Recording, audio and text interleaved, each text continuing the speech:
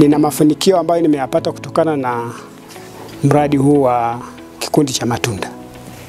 Kwanza kabisa nina miche isiyopungua 30 kwenye shamba langu, ambayo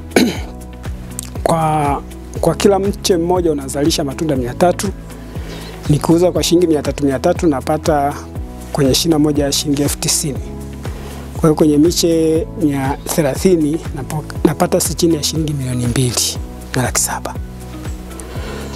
Kwa hiyo kwa ujumla ni kwamba imenipelekea kunisaidia kusomesha watoto kwenye mafanikio, na watoto wawili wanaosoma sekondari, mmoja yuko Njombe, mmoja yupo Kilolo anasoma kidato cha 5, wa Njombe anasoma kidato cha 4. Lakini pia hata watoto nyumbani wanapata matunda, watoto wa kwangu pamoja na watoto wa majirani pia, kwa sababu mwanzoni ilikuwa ni ngumu mtu kupata matunda kwenye kuchanganya kwa njia ya mlo, kwamba unakula tu chakula cha aina moja lakini hauna hata matunda. Lakini sasa hivi imekuwa kama ni kawaida kwa watoto, panapokuwa na chakula lazima wapate na matunda pia.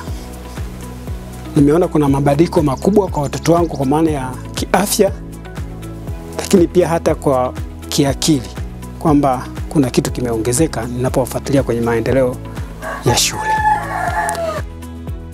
Nimefanikiwa pia hata kupata pikipiki ambayo inanisaidia majukumu mbalimbali ya kwenda shambani na mahali pengine kama na usafiri inanisaidia.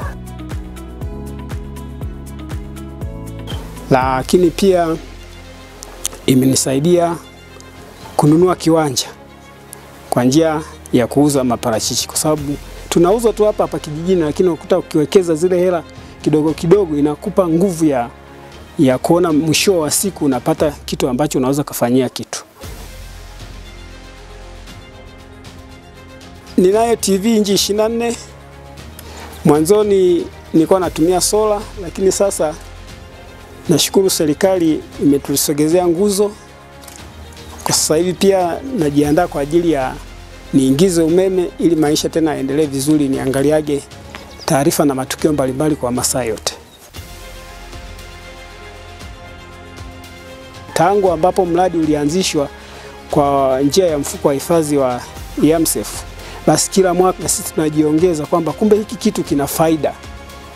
Kwa sasa tukawa tunaongeza, najiongeza kununulia miche mingine, ndio maana imenipelekea mpaka sasa nina miche hiyo 100, na nitaendelea kupanda na mingine ili kusudi uzalishaji uwe mkubwa.